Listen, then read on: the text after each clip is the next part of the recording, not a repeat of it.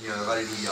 Voilà, gloire au Seigneur. Alors ce matin, on va ouvrir la parole de Dieu. Et je vous invite à ouvrir la parole de Dieu dans l'Apocalypse. Apocalypse au chapitre 19.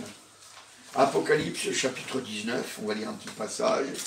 Voilà, alléluia. Apocalypse chapitre 19, depuis le verset 7 à 9. Apocalypse chapitre 19, 7 à 9. Voilà. Et il est écrit: réjouissons-nous, soyons dans l'allégresse et donnons-lui gloire, car les noces de l'agneau sont venues, son épouse s'est préparée, et il lui a été donné de se revêtir de fin lin, éclatant, pur, car le fin lin, ce sont les œuvres des saints. L'ange me dit: écris, heureux ceux qui sont appelés au festin des noces de l'agneau. Puis il me dit: ces paroles sont les véritables paroles de Dieu. Amen, gloire au Seigneur, alléluia. Alors, voilà, donc la parole de Dieu, elle nous dit, alléluia, heureux ceux qui sont appelés au festin des noces de l'agneau, alléluia. Et la Bible, elle dit, gloire au Seigneur, que si jamais on est heureux d'être aux noces de l'agneau, c'est qu'on va passer l'éternité avec lui, alléluia, gloire au Seigneur. Alors quand est-ce que vont se produire ces noces? Eh bien, ça sera à l'enlèvement, après l'enlèvement, hein. Il y aura l'enlèvement, et puis il y aura 3 ans et demi où ça va bien se passer sur la terre, mais nous on sera aux noces. Et puis après 3 autres années et demie où ça va pas tellement bien se passer, et nous on sera toujours aux noces, et après on reviendra. Mais en attendant, alléluia, nous serons heureux dans le ciel, avec le Seigneur, aux noces de l'agneau, alléluia. Alors, aujourd'hui, on peut se dire, comment est-ce qu'on peut être sûr qu'on est appelé aux noces, Alors, la Bible, elle nous dit dans Matthieu, au chapitre 22, Matthieu, chapitre 22, voilà, gloire au Seigneur, Matthieu, chapitre 22, et on pourrait lire au début de, voilà, depuis le verset 1, on pourrait lire, voilà, ça sera jusqu'au verset 14. Jésus, prenant la parole, leur parla de nouveau en parabole, et il dit: le royaume des cieux est semblable à un roi qui fit des noces pour son fils. Il envoya ses serviteurs appeler ceux qui étaient invités aux noces, mais ils ne voulurent pas venir. Il envoya encore d'autres serviteurs en disant: dites aux conviés, voici, j'ai préparé mon festin. Mes bœufs et mes bêtes grasses sont tués. Tout est prêt. Venez aux noces. Mais sans s'inquiéter de l'invitation, ils s'en allèrent, celui-ci à son champ, celui-là à son trafic, et les autres se saisirent des serviteurs, les outragèrent et les tuèrent. Le roi fut irrité. Il envoya ses troupes, fit périr ses meurtriers et brûla leur ville. Alors il dit à ses serviteurs: les noces sont prêtes, mais les conviés n'en étaient pas dignes. Allez donc dans les carrefours et appelez aux noces tous ceux que vous trouverez. Ses serviteurs allèrent dans les chemins, rassemblèrent tous ceux qu'ils trouvèrent, méchants et bons, et la salle des noces fut pleine de convives. Le roi entra pour voir ceux qui étaient à table, et il aperçut là un homme qui n'avait pas revêtu un vêtement de noces. Il lui dit: mon ami, comment es-tu entré ici sans avoir un habit de noces? Cet homme eut la bouche fermée. Alors le roi dit aux serviteurs: liez-lui les pieds et les mains, et jetez-les dans les ténèbres du dehors, où il y aura des pleurs et des grincements dedans, car il y a beaucoup d'appelés, mais peu d'élus. Amen, gloire au Seigneur. Et on voit dans ce passage-là, alléluia, eh bien que le Seigneur, eh bien, il dit au verset 10, ses serviteurs allèrent dans les chemins, rassemblèrent tous ceux qu'ils trouvèrent. Et après, il est même précisé, méchants et bons. Donc ça veut dire que nous sommes tous invités aux noces de l'agneau. Nous sommes tous invités aux noces de l'agneau. Alléluia, gloire au Seigneur. Dieu nous a tous invités à être heureux. Il nous a invités tous, alléluia, à se réjouir, à être heureux pour l'éternité. Alléluia. Si Jésus est venu sur la terre pour mourir pour nos péchés, c'est parce que nous allions en enfer, et il voulait que nous soyons rachetés.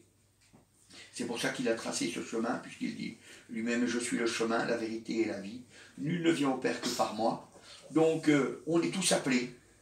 On est tous appelés, alléluia. C'est important de le savoir qu'on est tous appelés.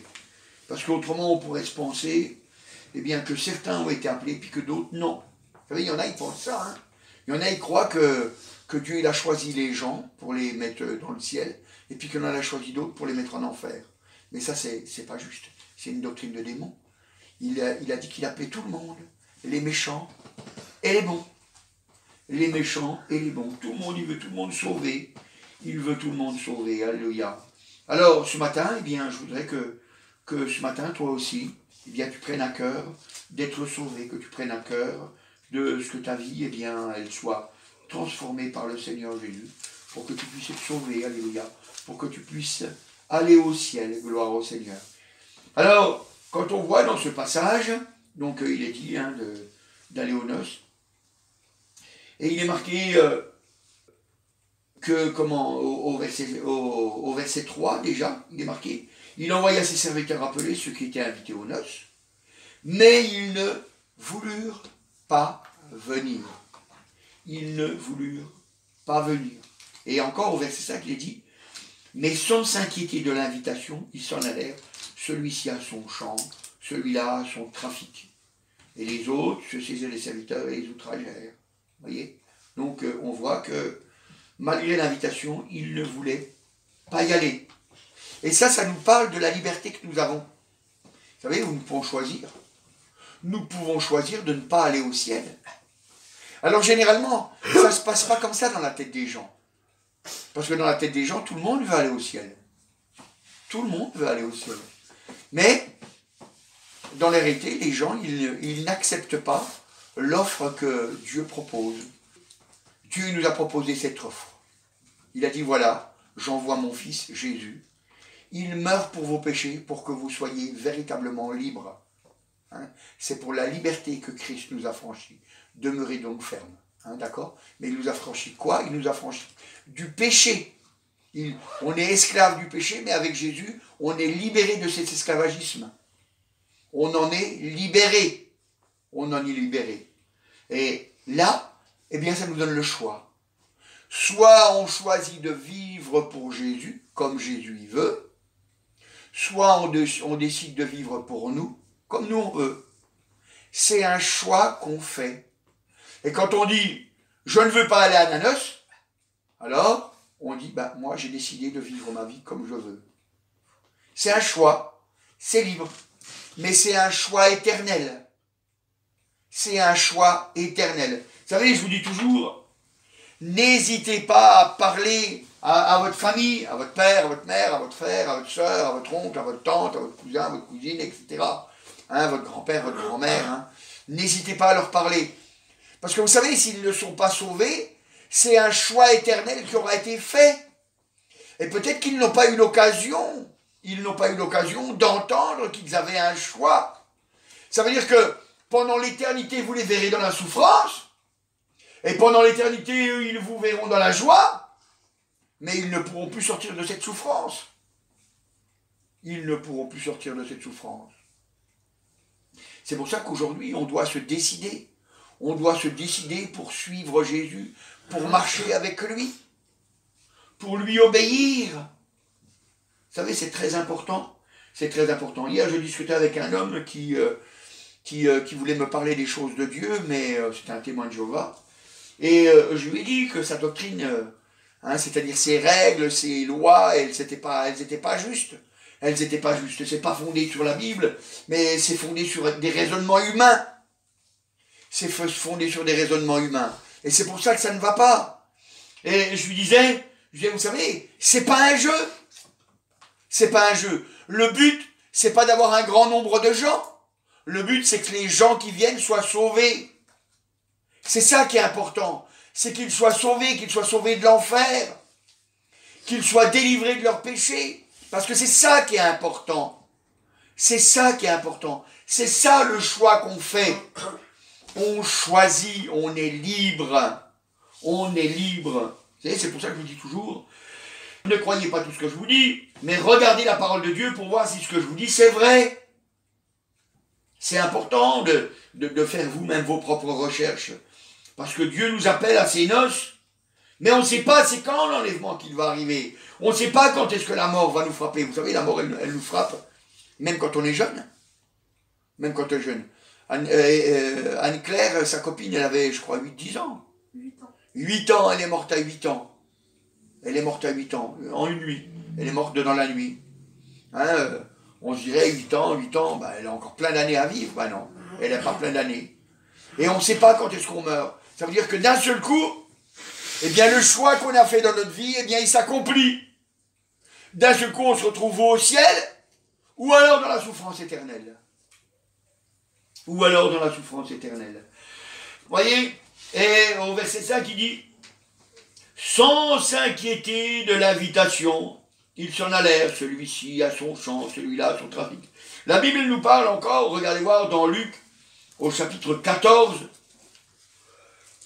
Évangile de Luc au chapitre 14, voilà, c'est invité au repas aussi, Luc chapitre 14, et on va lire au verset 19, parce qu'on va pas tout lire, au verset 19, voilà ce que les gens y disent, 14, 19, alors, verset 18, il est marqué déjà, mais tous unanimement se mirent à s'excuser. Le premier dit, j'ai acheté un champ, je suis obligé d'aller le voir. Excuse-moi, je te prie. Un autre dit, j'ai acheté 5 paires de bœufs et je vais les essayer. Excuse-moi, je te prie. Un autre dit, je viens de me marier et c'est pourquoi je ne puis aller. Voyez, à chaque fois il y a des excuses. À chaque fois il y a des excuses. Et ils disent même, excuse-moi, je te prie. Excuse-moi, je te prie.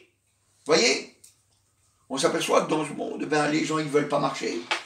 Et puis ils savent bien qu'il y a des péchés. Alors ils disent, pardon Seigneur pour mes péchés. Mais ils ne veulent pas changer. Ils ne veulent pas changer. Alors ils demandent pardon parce qu'ils ont peur des conséquences. Ils ont peur des conséquences. Mais ils ne veulent pas changer. C'est bien de demander pardon. Mais il faut changer aussi. Parce que si on ne change pas, eh ben ça ne change pas notre vie. Si on ne change pas, ça ne change pas notre vie.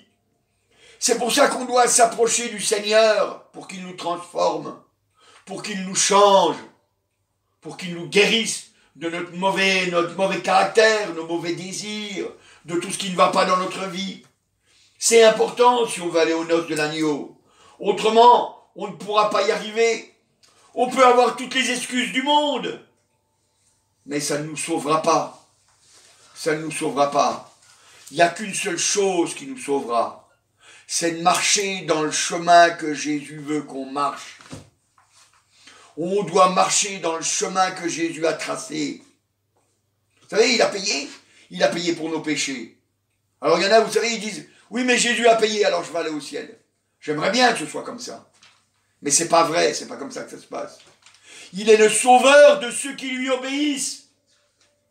Ceux qui ne lui obéissent pas, il ne peut pas les sauver. Comprenez que Jésus ne vous emmènera pas de force dans le ciel. Il n'emmènera que ceux qui veulent marcher dans son chemin. C'est important de le savoir. C'est important de le savoir. C'est pour ça que c'est pas la peine de s'excuser sans arrêt si on ne veut pas changer. Ça ne sert à rien, ça sera pire encore. Nous, ce qu'on doit faire, eh bien, c'est on doit demander au Seigneur de nous changer. Et là, effectivement, quand on demandera pardon, alors ça aura du sens. Parce qu'on demandera pardon, parce qu'on voit que les choses ne vont pas dans notre vie. Alors on vient, et puis on s'approche du Seigneur, puis on lui dit, Seigneur, change-moi, transforme-moi, regarde, je fais tel péché dans ma vie, et à chaque fois il revient, il faut que tu me rendes fort, pour que j'en sois débarrassé. Et ça va être une lutte, ça va être un combat. Ça va être une lutte, ça va être un combat, vous savez. Je ne vous le cache pas. Si on revient dans Matthieu, au chapitre 22, alors voilà, il est marqué, Matthieu chapitre 22, et on pourrait lire depuis le verset 10, mais ça sera le verset 11 et 12 qui nous intéresse, qui nous intéresseront. Alors il est marqué, ses serviteurs allèrent dans les chemins, rassemblèrent tous ceux qu'ils trouvèrent, méchants et bons, et la salle des noces fut pleine de convives. Verset 11. Le roi entra pour voir ceux qui étaient à table, et il aperçut là un homme qui n'avait pas revêtu un habit de noces. Il lui dit, mon ami, comment es-tu entré ici sans avoir un habit de noces? Et cet homme eut la bouche fermée. Alors, voilà, on voit qu'il nous invite aux noces, mais on doit avoir un habit de noces. On doit avoir un habit de noces. Parce que si on n'a pas l'habit de noces, ça va pas. Ça va pas. Vous voyez, moi je pense que si jamais, imaginez-vous voir que vous seriez invité par le président de la République. Hein, imaginez-vous voir que le président de la République vous invite à un repas, par exemple, hein, je sais pas, à l'Élysée, vous invite pour un repas, je sais pas pour quelle raison, moi, mais bon, il vous a invité. Je pense pas que vous allez aller là-bas avec un gilet délavé. Je pense que vous allez prendre vos plus beaux habits. Vos plus beaux habits, peut-être même que vous allez même faire des dépenses pour vous acheter peut-être un costume et une cravate. Parce que vous voulez arriver devant le président et puis faire quand même bonne impression. Vous voyez? Vous voulez quand même faire bonne impression. Et puis l'honorer quand même de ce qu'il vous a invité. Vous voyez, c'est ça que vous avez envie de faire. Et c'est normal. Et c'est normal. Ben vous voyez, avec Dieu c'est pareil. Avec Dieu c'est pareil. Vous voyez par exemple moi, le dimanche, vous avez remarqué peut-être, mais le dimanche, je mets toujours une veste, un beau pantalon, je mets un pantalon, une veste, et puis je mets une cravate. Je mets une cravate, parce que je crois que le Seigneur est là. Et puis je me dis en mon cœur, ça vous honore. Parce que, vous voyez que je m'habille toujours bien pour me présenter à vous. Même si, c'est vrai qu'après, après je me change. Mais au moins pour le culte. Au moins pour le culte. Vous voyez, il y a un effort qui est fait. Il y a un effort qui est fait. Et nous, c'est pareil. On a un effort à faire si on veut aller devant Dieu. On a un effort à faire. Notre vie, elle doit changer. Et la Bible, elle nous dit dans Galates au chapitre 3, Galates au chapitre 3, Éphésiens, Galates, donc c'est avant. Galates, Éphésiens, voilà. Galates au chapitre 3, et au verset 27, Galates, chapitre 3 et au verset 27, au verset 27, il est écrit, « Vous tous qui avez été baptisés en Christ, vous avez été revêtus, vous avez revêtu Christ. Vous avez revêtu Christ. » C'est-à-dire, on a pris comme habit, on a pris Jésus. Alléluia. On a pris Jésus. C'est comme si, vous voyez, c'est comme si, devant nous, sur nous, quoi, c'est Jésus. Ça veut dire que quand le Père nous regarde, quand Dieu nous regarde, eh bien, il voit Jésus. Il voit Jésus. Et parce qu'il voit Jésus, eh bien, on est béni.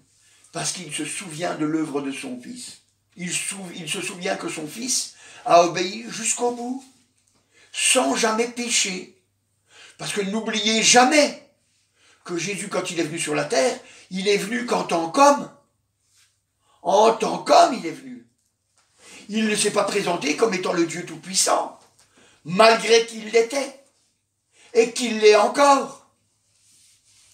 Mais il s'est présenté en tant qu'homme, un homme qui allait combattre, un homme qui a été victorieux pour que nous soyons victorieux, un homme qui traçait un chemin de victoire, pour que nous aussi nous puissions marcher sur ce chemin de victoire, que nous aussi nous soyons des victorieux, et quand nous arrivons dans la présence du Seigneur, dans la présence de Dieu, alors à ce moment-là, quand il voit son Fils, et quand il nous voit, alors il dit, oui, je te reconnais, tu marches dans le chemin de mon Fils, c'est le chemin de la victoire, c'est le chemin par lequel tu peux venir à moi, parce qu'il n'y en a pas d'autre. parce qu'il n'y en a pas d'autre. C'est important de le savoir. C'est important de le savoir. Et vous savez, c'est terrible parce que si on revient dans Matthieu au chapitre 22, on voit que le Seigneur, le Seigneur Dieu, il n'est pas tendre. Il est vrai. Il est vrai. Il ne nous raconte pas de mensonges. Il dit, Matthieu chapitre 22, au verset 13, pardon, au verset 13, il est marqué, alors le roi dit au serviteur, liez-lui les pieds et les mains et jetez-les dans les ténèbres du dehors, où il y aura des pleurs et des grincements de dents. Il y aura des pleurs et des grincements de dents, parce que c'est l'enfer, c'est la souffrance. Pourtant, il avait été invité aux noces. Il avait été invité aux noces. Il était même là dans la salle des noces. Il était même là dans la salle des noces. Vous savez, nous, on est dans la salle des noces. On est dans la salle des noces. Parce que la Bible dit que nous sommes assis avec Christ dans les lieux célestes.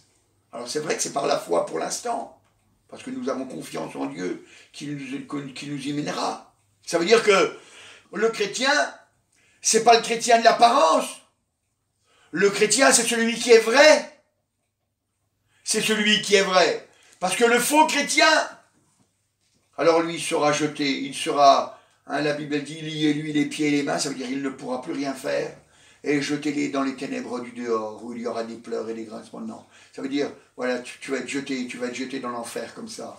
Tu vas être jeté à la souffrance. Tu vas être jeté à la souffrance. Et pourquoi? Parce que tu n'as pas pris l'habit de noces. Parce que tu n'as pas pris Jésus. Parce que tu n'as pas pris Jésus. Et on a vu dans Galates au chapitre 3 et au verset 27, on va le reprendre. Galates. Voilà. Galates et Éphésiens.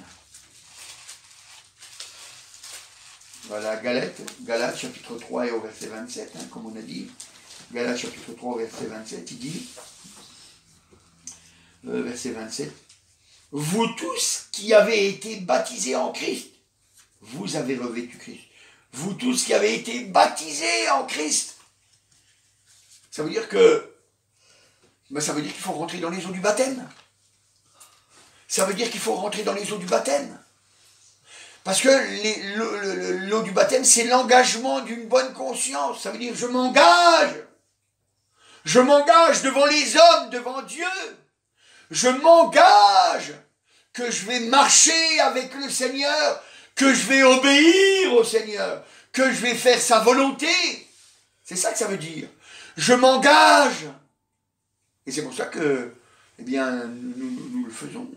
Nous le faisons. Vous savez, la Bible, elle est très claire, elle ne laisse pas de doute pour que nous sachions exactement la vérité. Vous savez, elle ne nous laisse pas dans l'erreur pour que nous soyons perdus. Au contraire, elle nous le dit, regardez voir, c'est dans l'évangile de Marc, au chapitre 16. Marc, au chapitre 16. On va lire depuis le verset 15, mais ce sera le verset 16 qui nous intéressera en particulier. Puis il leur dit, allez par tout le monde et prêchez la bonne nouvelle à toute la création. Verset 16, celui qui nous intéresse. Celui qui croira et qui sera baptisé sera sauvé. Mais celui qui ne sera pas sera condamné. Donc il dit, celui qui croira et qui sera baptisé. Donc c'est-à-dire, celui qui croit mais qui s'engage. Celui qui croit et qui s'engage. Autrement, celui qui croit mais qui ne s'engage pas, il est perdu. Il est perdu. Il est perdu. Vous savez, c'est pour ça, alléluia, que nous devons nous revêtir de Christ. Nous devons nous revêtir de Christ, alléluia. Christ est notre habit. Christ est notre habit, alléluia, c'est un habit de victoire, un habit glorieux, alléluia, un habit blanc, alléluia, un habit, alléluia, qui nous fait rentrer dans le ciel. Vous savez, parce que quand on s'engage comme ça, eh bien, c'est des positions qu'on prend et tout le monde le voit. Et tout le monde le voit. Et tout le monde le voit. Mais vous savez, malgré qu'on a pris des positions, on peut toujours enlever l'habit. On peut enlever l'habit, ça ne veut pas dire qu'après, il faudra Ça ne veut pas dire qu'après il faudra se refaire baptiser, c'est pas ça que ça veut dire, puisque on s'est engagé une fois déjà devant tout le monde. Mais là, on doit reprendre courage.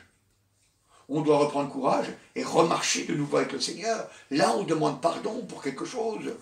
Là, on demande pardon pour quelque chose. On ne dit pas, excuse-moi, parce que j'ai acheté des bœufs, il faut que j'aille les essayer, ou je ne sais plus quoi, hein, je vais me marier, alors je peux pas, hein, j'ai pas le temps. Hein, et vous savez, souvent dans ce monde, les gens, ils n'ont pas le temps. Ils n'ont pas le temps.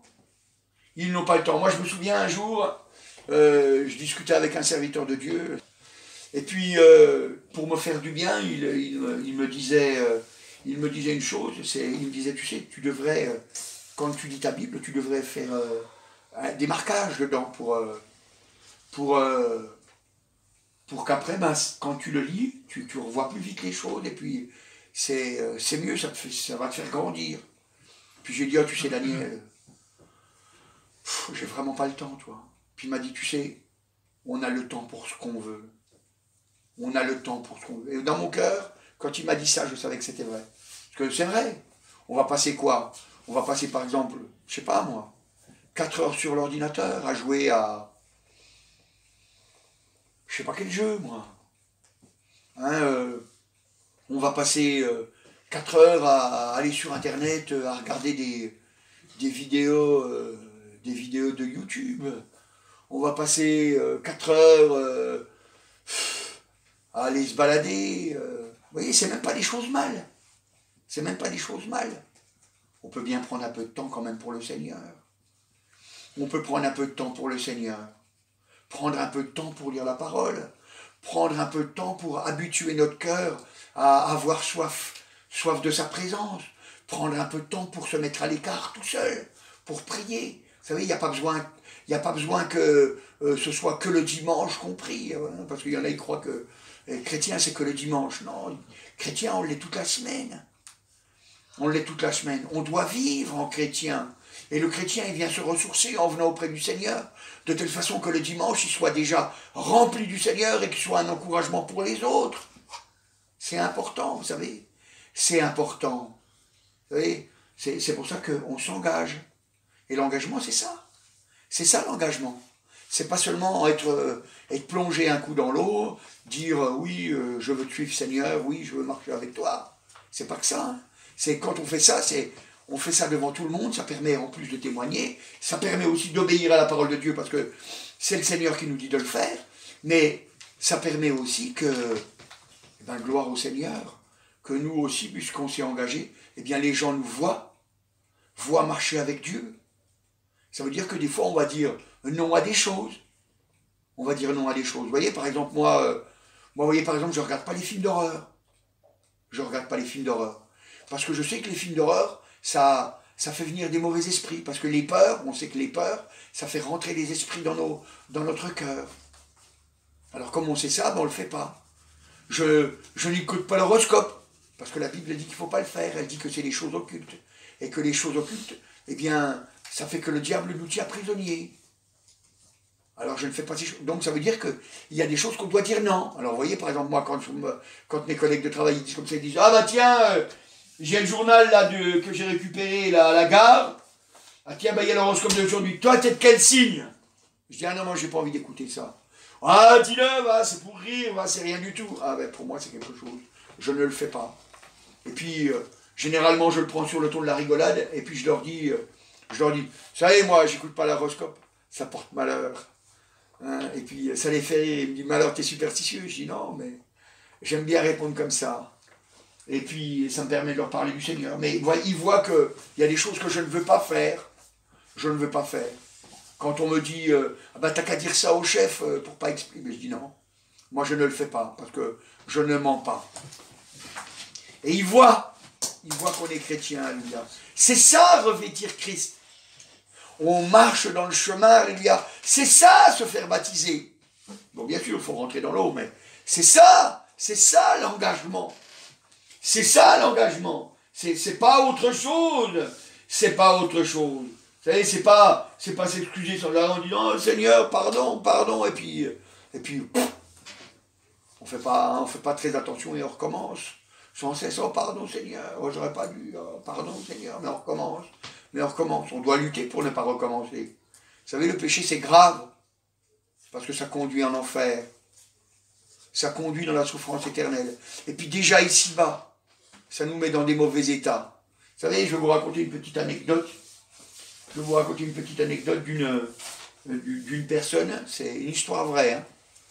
C'est un homme, vous pourrez la retrouver, je n'ai pas le nom de l'homme, mais je pourrais... C'est un homme, il s'est engagé dans une course autour du monde en bateau. Alors c'était une course en solitaire.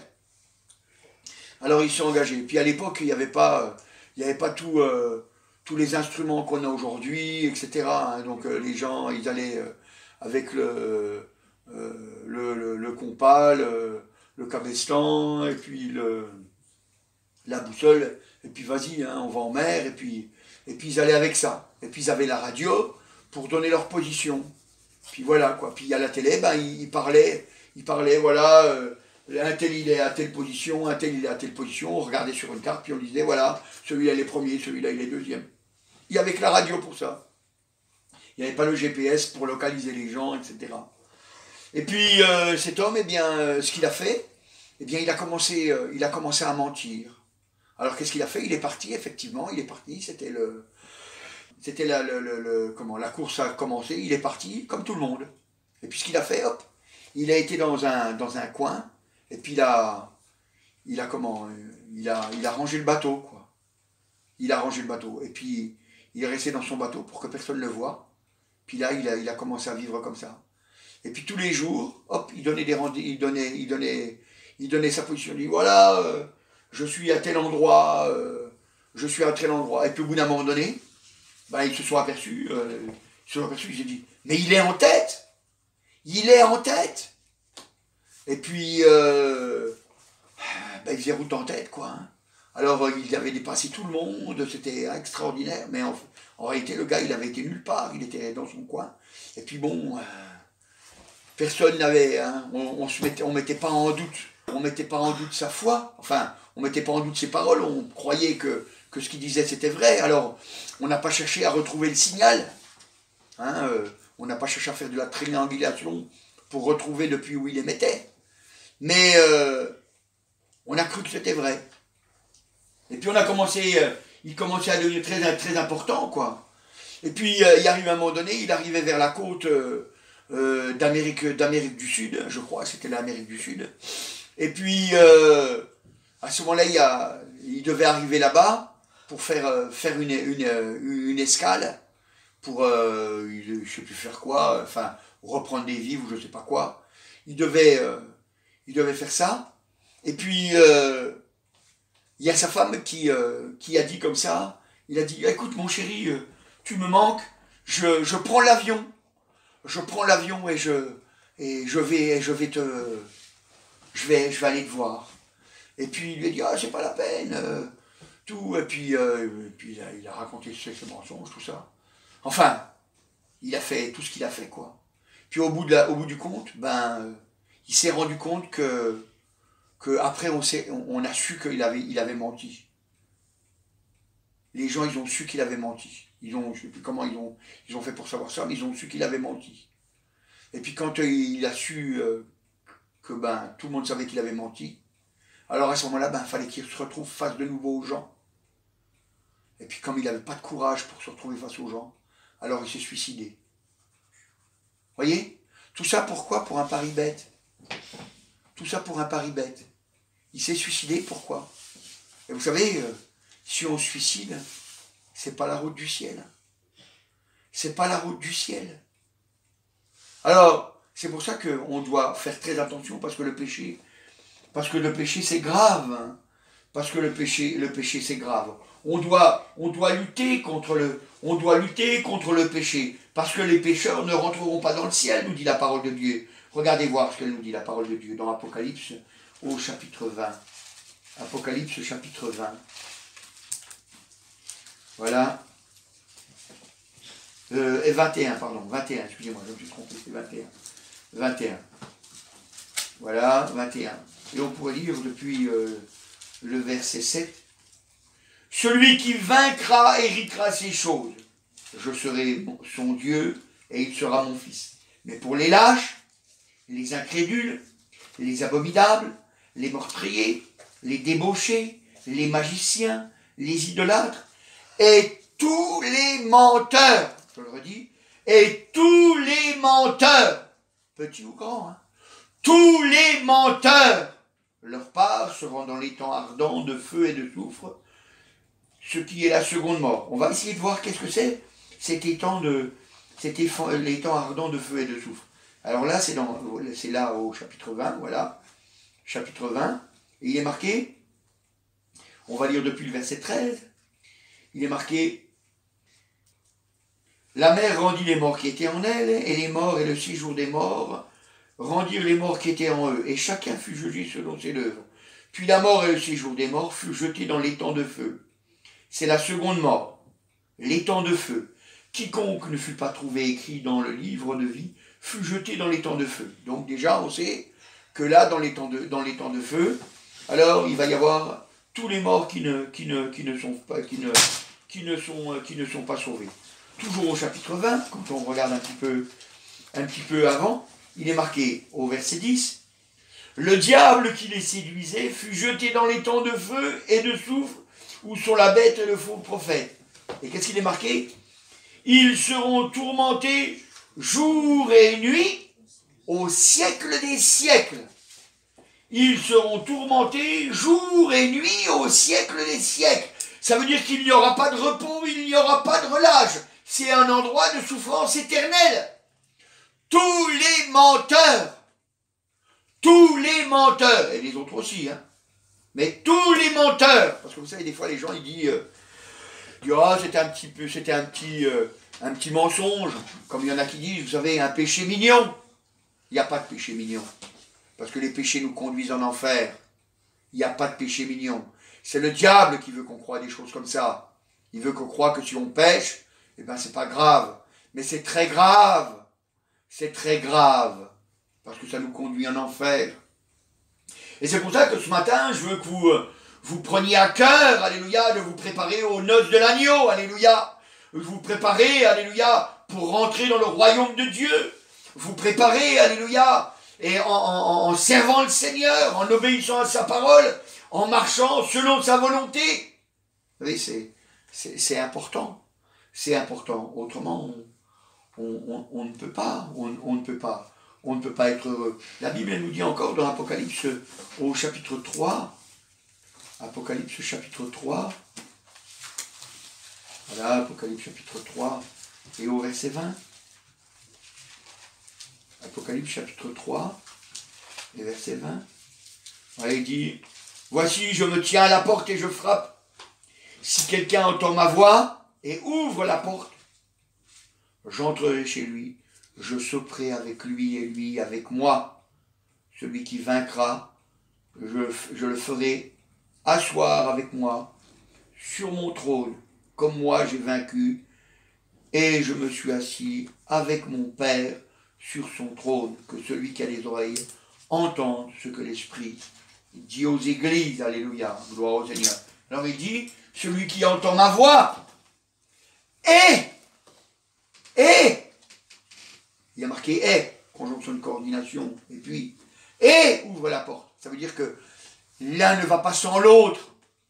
Ça veut dire, on entend, mais il faut ouvrir la porte. Il faut ouvrir la porte de notre cœur. Il faut ouvrir la porte de notre cœur. Et là, il va rentrer. Là, le Seigneur, il va rentrer. Alléluia. C'est pas le tout d'entendre. Il faut ouvrir aussi. Autrement, vous savez, c'est inutile. Autrement, c'est inutile. Vous savez, on entend quelque chose et puis on fait pas. On fait pas. Vous savez, il faut...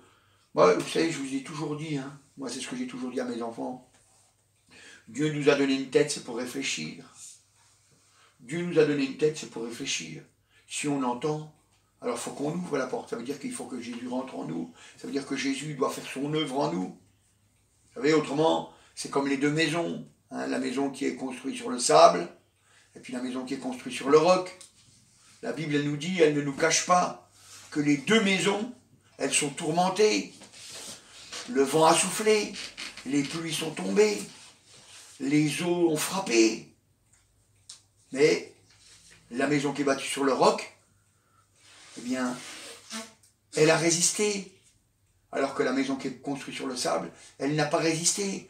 Parce que il y en a un, il a entendu, et puis il n'a pas mis en pratique. Tandis que l'autre, celui qui a bâti sur le roc, il a entendu, et tout de suite il s'est mis en pratique. Tout de suite il s'est mis en pratique. Tout de suite il a compris qu'il y allait avoir des combats, qu'il y allait avoir des luttes, qu'il fallait tenir jusqu'au bout. Parce que vous savez, hein, si vous ne tenez pas jusqu'au bout, ça ne sert à rien non plus. Vous savez, des fois on croit que c'est dur ça, mais c'est pas vrai. Et imaginez voir, vous êtes en train de monter à la corde. Moi je ne sais pas, imaginez voir que vous êtes en train de monter, vous êtes à la corde, allez, on va dire que c'est une grande corde, elle monte à 10 mètres. Et puis vous êtes en train de monter, puis vous êtes à 9 mètres, puis vous êtes fatigué. Puis, oh j'en ai marre, je lâche. Tous les efforts que vous avez faits avant, à quoi ils servent? À quoi ils servent? Vous avez monté jusqu'à 9 mètres, vous avez fait des efforts pour monter jusqu'au 9e mètre. Il restait 1 mètre pour pouvoir arriver au-dessus. Et puis vous lâchez les deux mains, les deux pieds, vous lâchez. Tous les efforts que vous avez faits, à quoi ils servent? À rien. Est-ce que c'est dur d'accepter ça? Que tous les efforts que vous avez faits à ce moment-là, ils ne servent à rien? Ben c'est pareil. C'est exactement pareil. Puisque c'est une vie, c'est un choix de vie qu'on fait. C'est un choix de vie qu'on fait.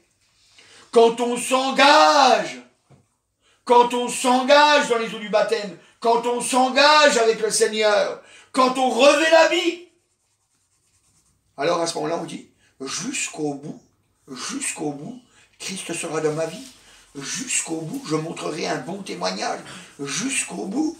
C'est pour ça que je vous dis toujours, si vous voulez résister jusqu'au bout, il faut que vous aussi vous témoigniez, ça va vous garder.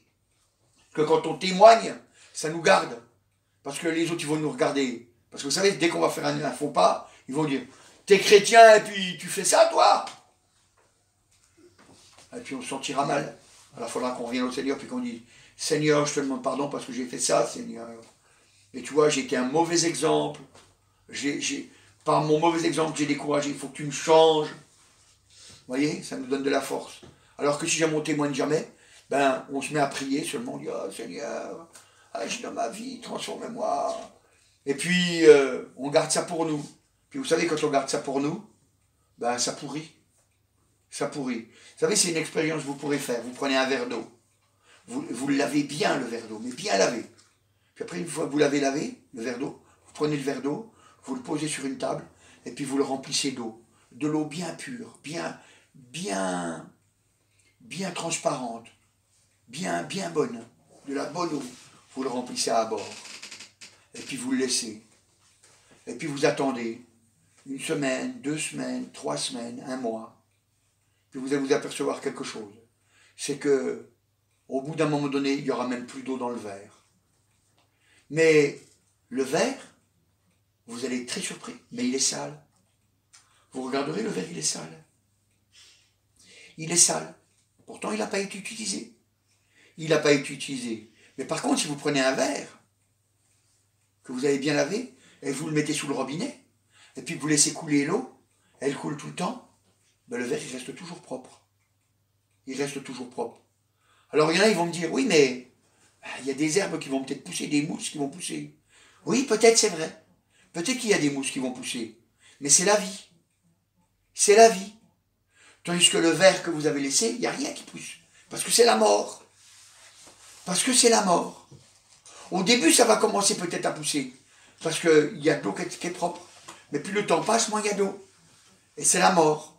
Tandis que l'autre, c'est la vie. L'eau, elle rentre et elle sort. Et nous, c'est pareil. Dieu nous remplit de son esprit et nous, on redonne autour de nous en disant, voilà, Jésus, là, voilà ce qu'il a fait dans notre vie. Et c'est pour ça qu'on peut raconter, on peut donner les témoignages. Parce qu'on a revêtu Christ. On a revêtu Christ. Et c'est ce que je veux pour toi aujourd'hui. C'est ce que je veux pour toi aujourd'hui. Je veux que tu sois sauvé. Je veux que tu sois une nouvelle création, une nouvelle créature. Alléluia. Je veux que ton habit, c'est Christ. Et je veux que ça se voie. Je veux que ça se voie. Mais c'est un choix. C'est un choix. Revêt-toi de l'habit, autrement tu seras jeté hors des noces. Revêt-toi de l'habit, autrement tu seras lié et jeté dans le tourment éternel. Revêt-toi de Christ, alléluia. Il a payé, alléluia. Il a payé pour que tu sois béni, pour que je sois béni. Il a payé pour que tu réussisses, alléluia. C'est pour ça que le Seigneur Dieu, il nous dit que nous sommes la tête et que nous ne sommes pas la queue. Alléluia. Merci Seigneur Jésus. Je te remercie, agneau de Dieu, alléluia. Tu es merveilleux, Seigneur, alléluia. Toi qui fais les miracles, les prodiges, Seigneur. C'est toi qui changes les vies, Seigneur. C'est toi qui transformes, Seigneur. Et nous voulons encore nous engager, Seigneur.